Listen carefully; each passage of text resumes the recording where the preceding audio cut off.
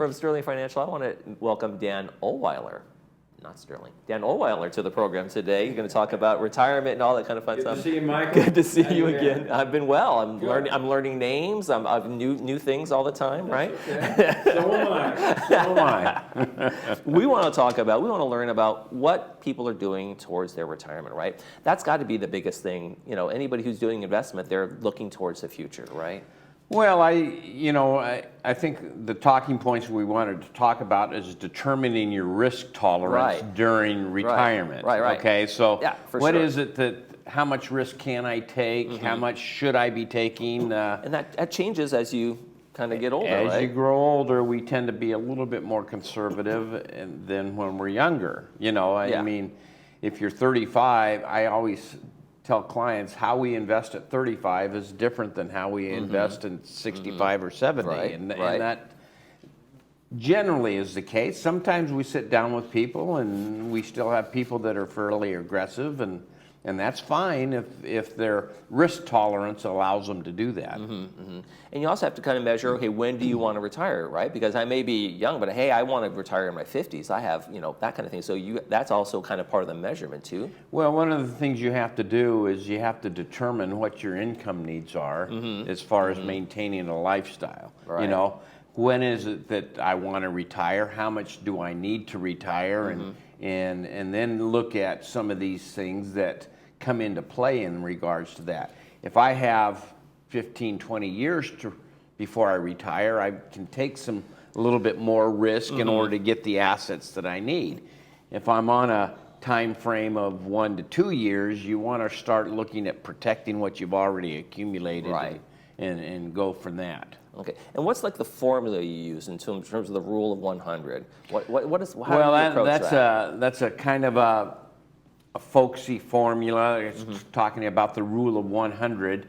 What you do is you take 100, you subtract your age. Let's say the slide shows 73. That means you should not have more than 27% of your money exposed to risk at that time. Okay, so the rule of 100 basically says if I'm 35 years old, I can have 65% of my assets at risk and can afford to lose it at that time. Okay. If I'm 75, I shouldn't have more than 25% of risk.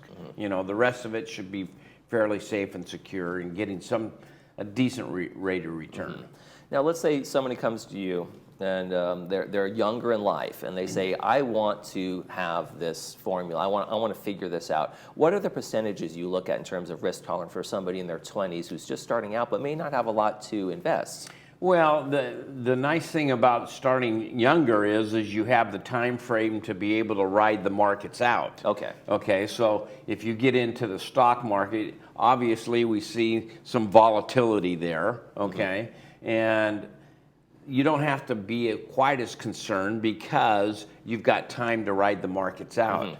2008, 2009, we saw a big drop in the market. It took 4 or 5 years just to get back to where we were. Right. We saw a big drop during COVID, but it took 8 months to get back to where we were. So a lot of that just depends on the time frame that we're looking at. The younger we have, the more time we have to ride these markets out. We tend to be a lot less comfortable in down markets the older we get. Right. Now let's say the opposite of that. I'm 55, and let's say I just turned... No. I am. I'm 55. No. Yes, believe it or not. So let's say I just moved to Laguna Woods Village, but I've been living month to month my whole life, and I haven't really socked anything away. If I sit down with you and I say, I want to start being serious about this, am I too late? Well, depends upon how much you spend. Right. It's all a lifestyle. I've had people come in and say, I need $3,000 to pay my bills, my house is paid off. I don't have anything. I need $3,000 and I get $2,500 a month from Social Security.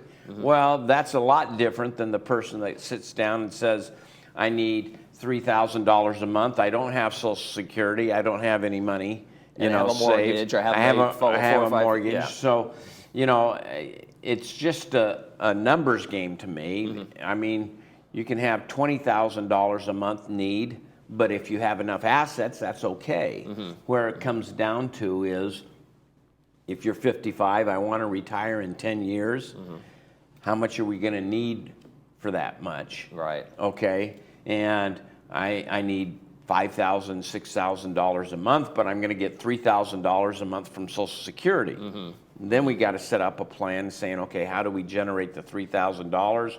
This is how much you have to save over the next 10 years in order to do that. Right, and my risk tolerance isn't going to be as high because I don't have the time to write off the markets anymore, right? In a sense. 10 years, you're probably okay. You really need to start pulling back probably a year or two before you're planning on retiring. At least that's our philosophy. I've been conservative with my clients over the years. I don't take a lot of investment risk for my clients, and it seems to work for them because most of our clients are in pre-retirement or retirement years, and so sometimes we'll get referred to children of clients that are trying to do that, and that's okay, but they're a little bit more aggressive in their, they're into Bitcoin and everything else, so, but that's, that's okay because they're a lot younger age.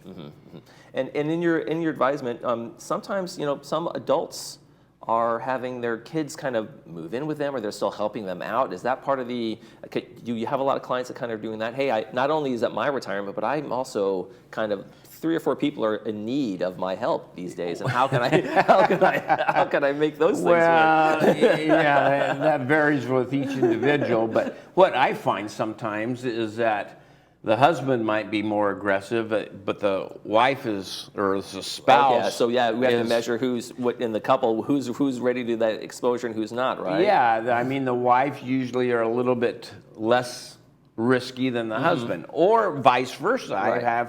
I've seen wives where they're a little bit more aggressive and their husbands are more conservative. Yeah. So it's a balancing act between those two in regards to, who gets to invest the money, and you kind of have to split that up a little bit and satisfy both. What's the sage advice you give when you have the husband and the wife in the room and you're trying to make that balance work? What is the go-to for you? Well, what I have found is the sage advice is as you look at their finances and they're doing okay, whether or not they make 5 or 6% on their money as opposed to 8 to 10 probably isn't going to change their lifestyle. Okay.